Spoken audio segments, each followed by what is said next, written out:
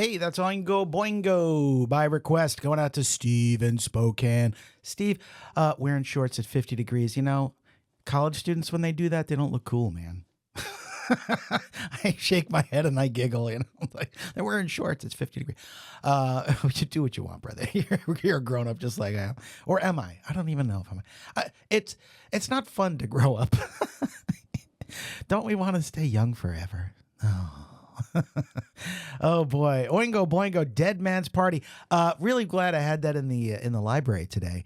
It brings you way back, another '80s tune there by and that guy went on to do like movie soundtracks and orchestra stuff. And when you hear Dead Man's Party, you don't think that the guy's going to get into classical music or composing and stuff like that. But before that, we did a double shot of New Order. We started that off with Ceremony and then Blue Monday from the Wedding Singer film soundtrack, official movie soundtrack. Good morning, Vaqueros. DJ Doc V with you here. It is 10:31 on Friday, October 31st, Halloween. Great to know you're tuning in today. We're looking at, oh boy, what is the temperature right now? It's still cycling through here. But as we do every week on office hours, it's time for This Day in History. So on this day, October 31st, 1776, in his first speech before British Parliament, since the leaders of the American Revolution came together to sign the Declaration of Independence that summer, King George III acknowledges that all was not going well for Britain in the war with the United States. In his address, the king spoke about the signing of the U.S. Declaration of Independence and the revolutionary leaders who signed it, saying, quote, "For daring and desperate is the spirit of those leaders, whose object has always been dominion and power, that they have now openly renounced all allegiance to the crown and all political connection with this country," end quote. The king went on to inform Parliament of the successful British victory over General George Washington and the Continental Army at the Battle of Long Island on August 27, 1776, but warned them that, quote, "notwithstanding the fair prospect, it was necessary to prepare for another campaign." Despite George III's harsh words, General William Howe and his brother, Admiral Richard Howe, still hoped to convince the Americans to rejoin the British Empire in the wake of the colonists' humiliating defeat at the Battle of Long Island. The British could have easily prevented Washington's retreat from Long Island and captured most of the Patriot officer corps, including the commander-in-chief. However, instead of forcing the former colonies into submission by executing Washington and his officers as traitors, the Howe brothers let them go with the hope of swaying Patriot opinion toward a return to the mother country. The Howe brothers' attempts at negotiation failed, and the war for independence dragged on for more than 4 years until the surrender of the British Army at Yorktown on October 19, 1781, and the signing of the Treaty of Paris in 1783. Also on this day in history, a little bit further back, 1517, Martin Luther posts his 95 Theses at the door of the Castle Church in Wittenberg, Germany, which essentially is viewed as the birth of the Protestant Reformation. In 1864, the U.S. Congress admits Nevada as the 36th state. Anxious to have the support of the Republican-dominated Nevada Territory for President Abraham Lincoln's reelection, the U.S. Congress quickly admitted Nevada as the 36th state. In 1950, Earl Lloyd becomes the first black player to suit up in the NBA. He was 21 years old at the time, and he was the first African-American to play in an NBA game. In 1963, a freak explosion at Indiana State Fairgrounds Coliseum kills 74. And hundreds of spectators that had gathered at the Indiana State Fairgrounds Coliseum for the Holiday on Ice skating exhibition. In 1963 also, October 31st, American television impresario Ed Sullivan, waiting for a flight at London's Heathrow Airport, happens to witness the pandemonium of Beatlemania, a pop culture fever then raging in the UK and rapidly spreading across the European continent. Thinking the mass hysteria must be for a member of the British royal family, he was told it was actually for a popular rock and roll band called the Beatles. His response, quote, "Who the hell are the Beatles?" Well, we all know now, don't we? In the fall of 1963, when artists like Bobby Vinton, Dion, and Jimmy Gilmer and the Fireballs set atop the U.S. pop charts, John, Paul, George, and Ringo could have walked through New York's LaGuardia Airport completely unnoticed. But at Heathrow, where they were just returning from a hugely successful tour of Scandinavia, more than 1,000 fans waited in the cold rain to raucously welcome them home. Sullivan, just completing a talent scouting tour of Europe for his hugely popular variety show, found himself in the proverbial right place at the right time. And finally, on this day in 1993, 23-year-old actor River Phoenix, who appeared in such films as Stand By Me and My Own Private Idaho, dies of a drug overdose outside a West Hollywood nightclub. At the time of his death, Phoenix was considered one of the most promising actors of his generation and had received a Best Supporting Actor Oscar nomination excuse me, for his performance in 1988's Running on Empty.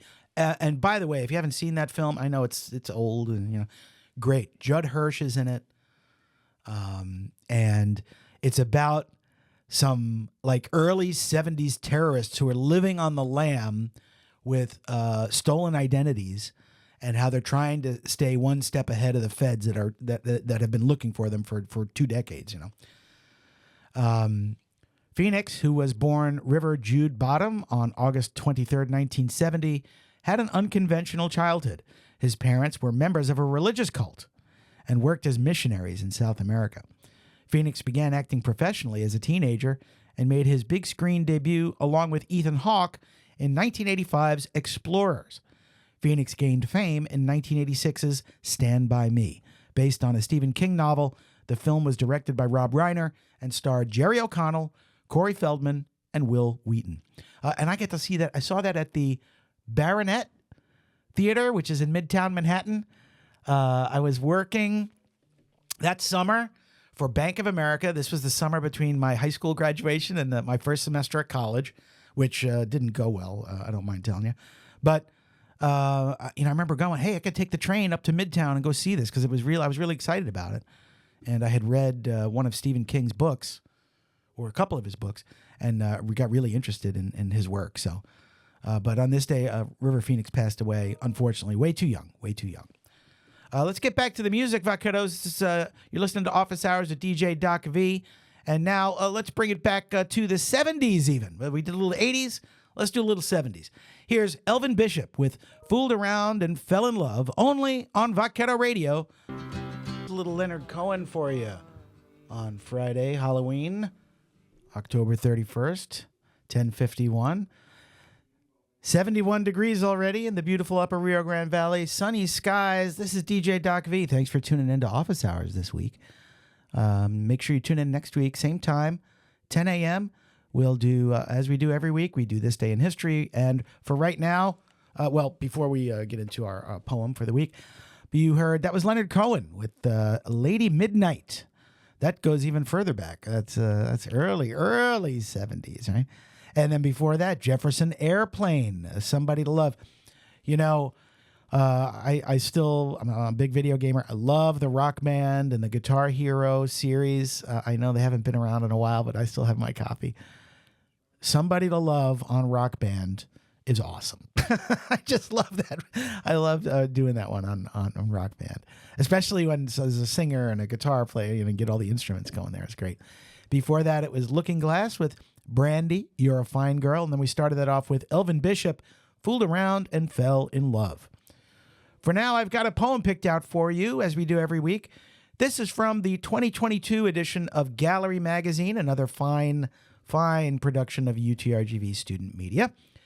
This is a poem titled When We Get to the Weird of Us by Kaylee Hernandez. I used to think I wanted to be cool, but I'm not. I don't think I ever was. I was always too smart, too fat, too nice to be cool. I'm taking these books off the shelf for a class, and I realize how weird I've always been. My favorite books are about offbeat people who feel like they don't belong. Stories that are painted in bright colors and told with pictures and words, always pictures. The pictures bring the light. There's always light. My favorite books have always been weird, unforgiving. I feel like that's fitting. Me too. I'm pretty unforgiving these days. You either like me or you don't. I don't mind. It's not really on my mind or on my radar to be cool anymore, because when we get into the weird of us, when we dip into that sauce, it's the true essence. It's what makes me, and I wouldn't change that for anyone. I wish I could tell 13-year-old me to embrace those weird books and bands no one else listened to, because now it's what I love about myself most. It's what I make art about. The weird is where I find my light. That's a poem titled When We Get to the Weird of Us by Kaylee Hernandez from the 2022 issue of Gallery Magazine. Anxiously awaiting the 2025 edition of Gallery Magazine. I'm expecting it'll come out sometime this semester, maybe toward the end. And we'll have another great production. Remember, you can pick up Pulse Magazine. It's on the newsstands or newsstands. It's in the racks and around campus. You can pick up your own free edition of that magazine. Another great product of UTRGV Student Media. Got one more song. Well, let's see. How much time we got left? Let's see. One more song. Let's put this one on there. Another 70s excellent hit by David Bowie from the Ziggy Stardust and the Spiders from the Rise and Fall of Ziggy Stardust and the Spiders from Mars. That LP, long-playing album. Boy, I got to get my vinyl set back up. I miss it. I miss playing with my vinyl. Anyway, here's a song called Suffragette City. Thanks for tuning in, Vaqueros. And enjoy your weekend. Enjoy your holiday. Remember, if you're able to, get out there tonight to see Rocky Horror on campus at the Albert Jeffries Theater at 10 p.m. Have a great week.